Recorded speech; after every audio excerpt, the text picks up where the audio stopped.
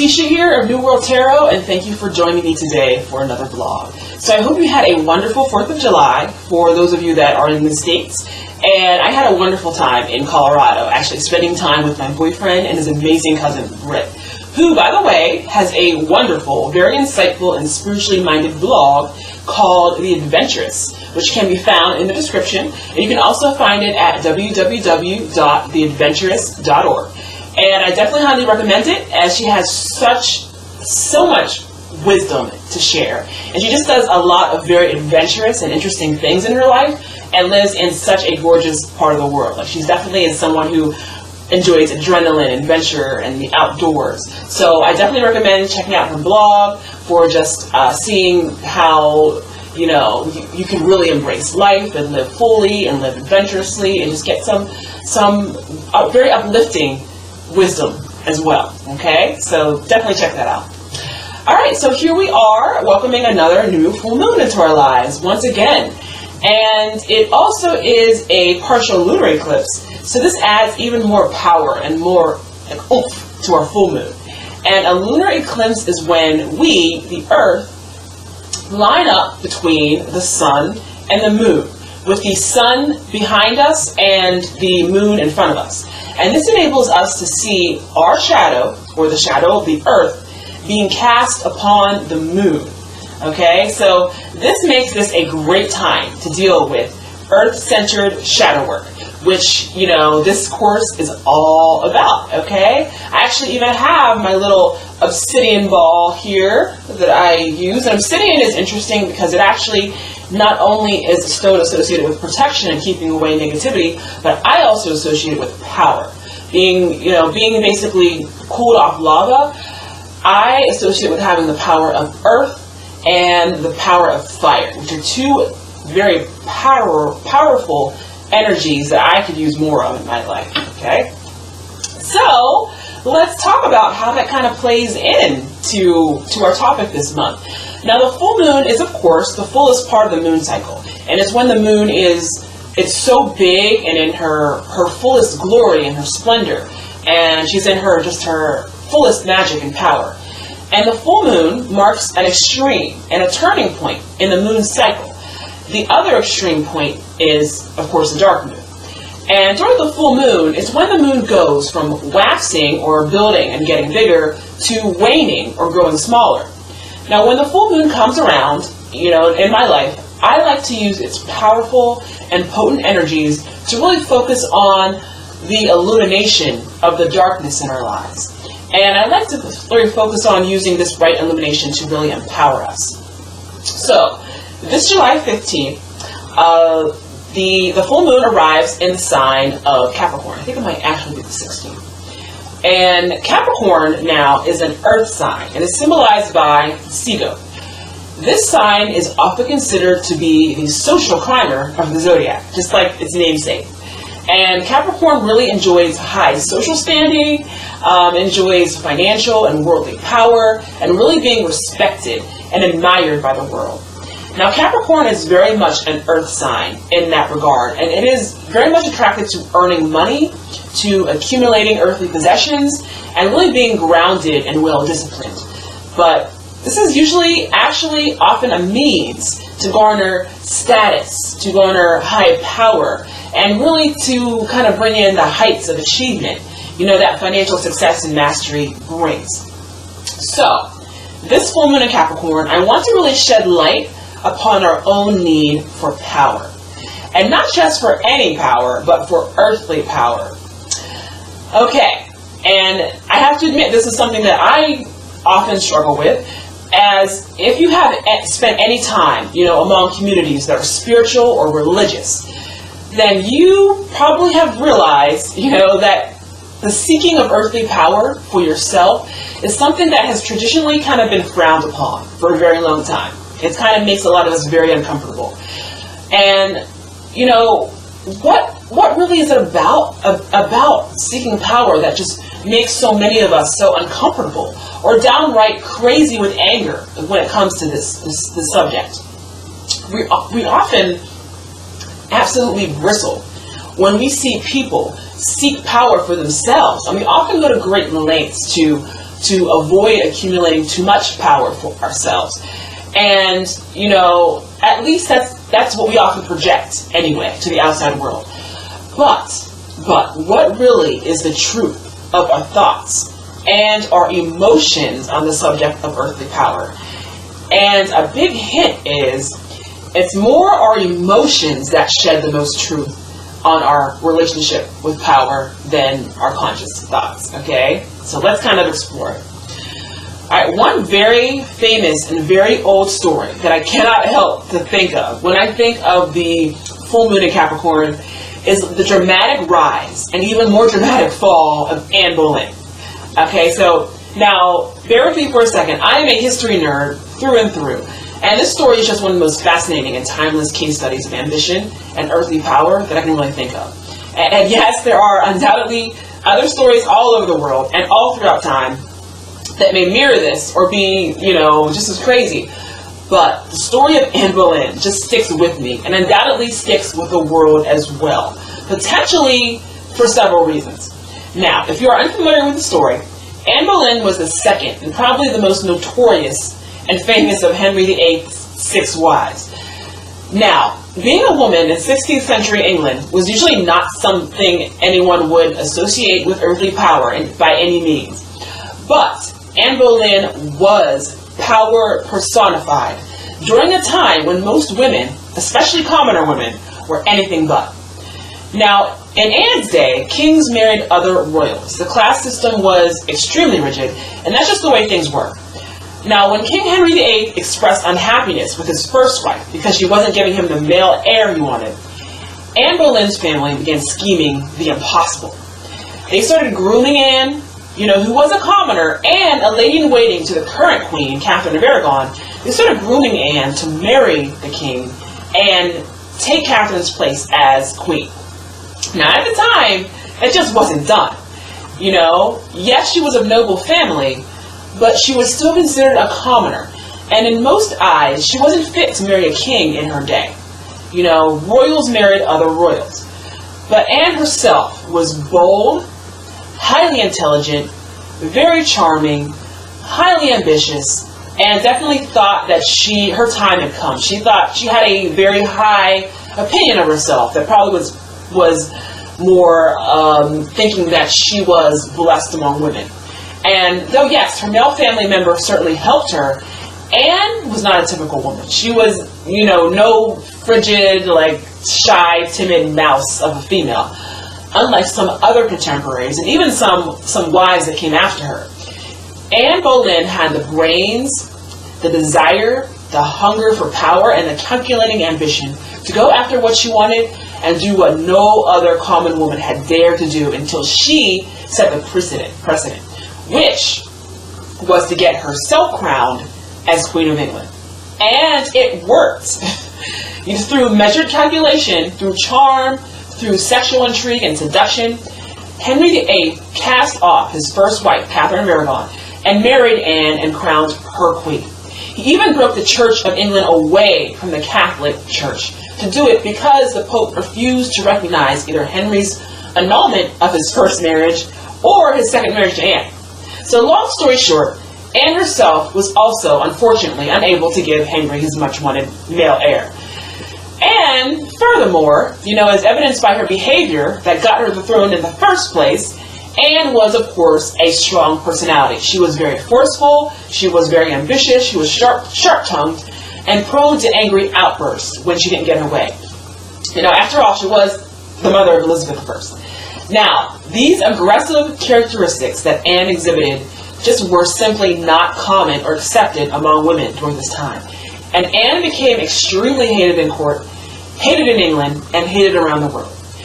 Eventually, everyone turned against her. She had not a friend in the world, and Henry's advisors actually convinced him to have her, this was one-time love of his life and one-time wife, imprisoned and in the Tower of London and ultimately, famously, beheaded. Okay, what a turnaround. Oh, and yes, Henry immediately married another commoner, one of Anne's ladies-in-waiting, who had been set up by her family to be waiting in the wings for her chance to be queen. Can't make this stuff up. It's all such a crazy, unbelievable story. Absolutely. But what is the point of this story? Alright, the point of this is just that. This story survives hundreds of years after it occurred. Not just because of how wild it is, but I believe it's a story that fascinates us because it justifies our fear and our fascination with earthly power. It is an outrageous tale of a woman who decided what she had, nobility, alright, she had money, she had a chance for a good, wealthy marriage to a nobleman, but she decided all that was not enough. And she used everything she had to gain massive earthly power. Furthermore, she was, at least for a time, extremely successful at it, and cared not a fig for what anyone thought. Okay? I actually think at one time she had a motto in Latin, and the Latin actually was interpreted to mean, grumble though they may, that's the way it's going to be. That was her motto, okay? So I think we all admire and in awe of Anne Boleyn and those just like her, those people who have defied the odds and have defied had the audacity to not accept normal. Even if normal was quite nice. We admire these people who just had the drive. They have the single-minded focus to go only after the best, to go after the highest, to go after the richest, the most outrageous crown in the land. We admire these people, but we also fear them at the same time. We fear that aspect in ourselves. Anne's story fascinates us because she fascinates us, but it also fascinates us because it scares and frightens us. We have this cultural thing where we think that a woman that ambitious, that unstoppable, who uses whatever she has to get what she wants, this frightens us. And her violent ending, it seems moral and just in a way. In a very twisted way, it makes everything that she's done kind of okay. And it kind of is like, well, her power hunger was checked in the end.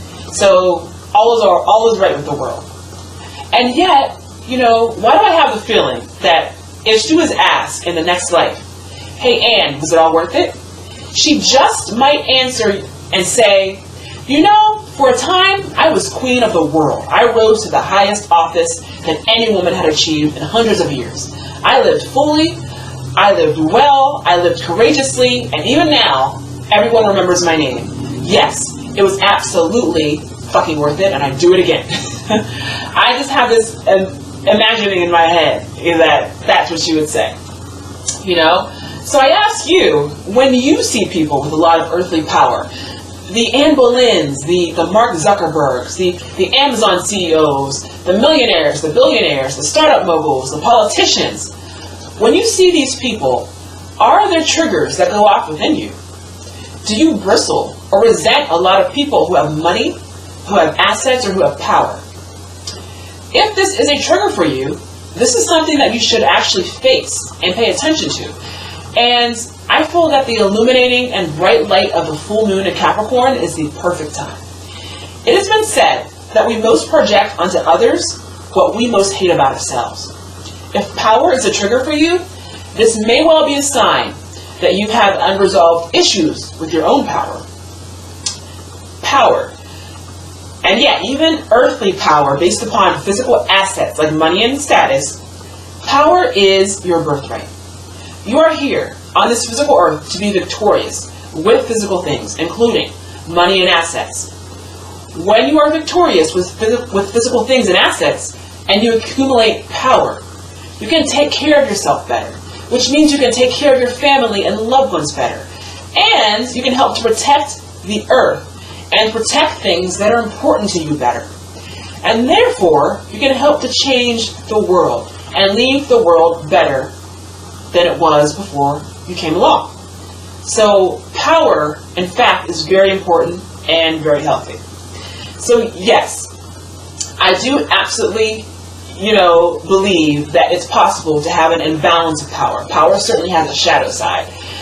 We certainly see this in our culture, and the media loves to flaunt power madness. It can be absolutely dangerous.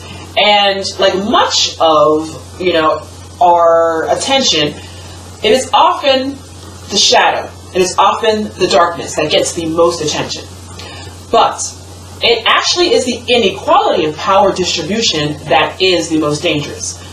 When one person has all the power and everyone else has none, that is when it's most dangerous. This is why seeking power for yourself is in fact not a bad thing, but is needed.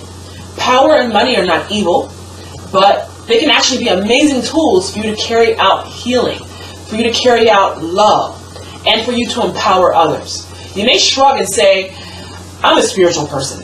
I don't do money and power. I don't need it, okay? But I say to you, imagine how much good you can do.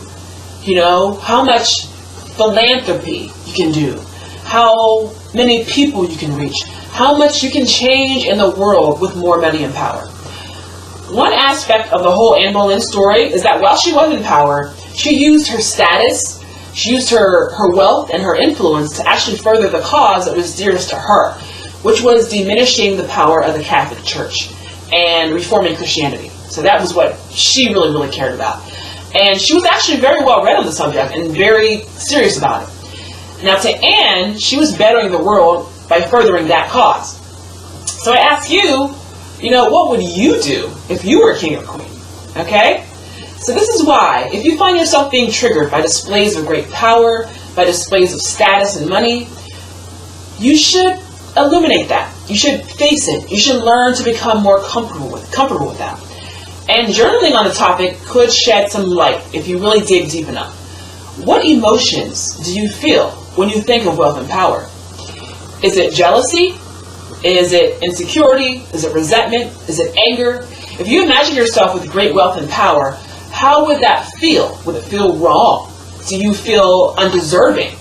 Or do you feel as though you're betraying yourself, or your family, or your lineage, or your race, or your spiritual path? Okay? Really bring these feelings out from the shadows and into the open and confront them with the truth. The truth is you can use more power and wealth because the world could use more power and wealth for good. Okay? We need to get power and wealth. Power and wealth is not going away. The apocalypse could happen tomorrow and there still will be a way to measure power and wealth, even if it's with leaves, with acorns, with bread, whatever. It's not going anywhere as long as there is a human race. So you might as well, with balance, be okay with it, be okay with wielding it to use it for good, okay? Because we need it for good. Okay, so we're going to just finish up with a quick little 3-card tarot draw that we're going to do. And of course, I am using one of my favorites right now, absolutely gorgeous deck, the Venetian Tarot. Okay, and first, how I'm going to begin here is I'm going to talk about a tarot card super quick. And this is our 4 of Coins. Okay?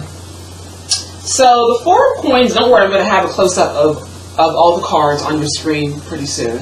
So the 4 of Coins is a card typically associated with what we kind of were talking about. The accumulation of power, the accumulation of money, of physical assets. This is the time to conserve your, money and power as opposed to giving it away, as opposed to sharing with it.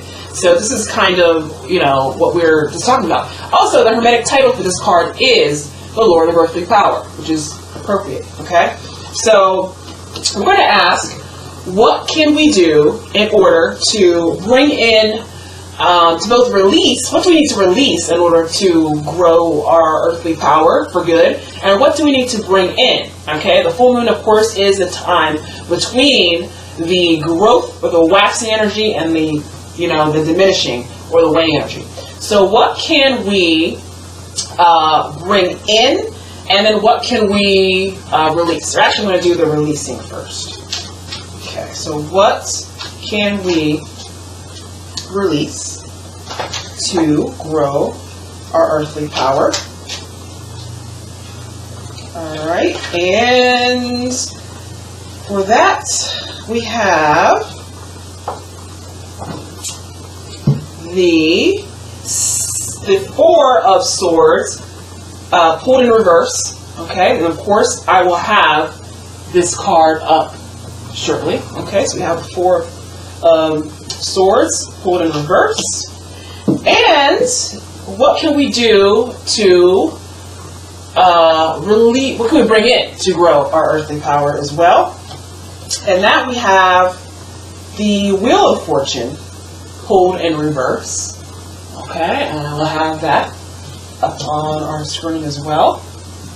Okay, so as far as what can we let go of in order to grow earthly power for good, all right, we have the Four of Swords pulled in reverse. Now, the Four of Swords to me is all about resting the mind. Now, the mind, the conscious mind, all right, is often busy, busy, busy. It's always full of judgment. It's full of negative thoughts and negativity, and constantly criticism. Constant criticism. You know, it's appropriate that the suit of you know, mental cutting, mental criticism, you know, constant cruelty really is, you know, represented by swords.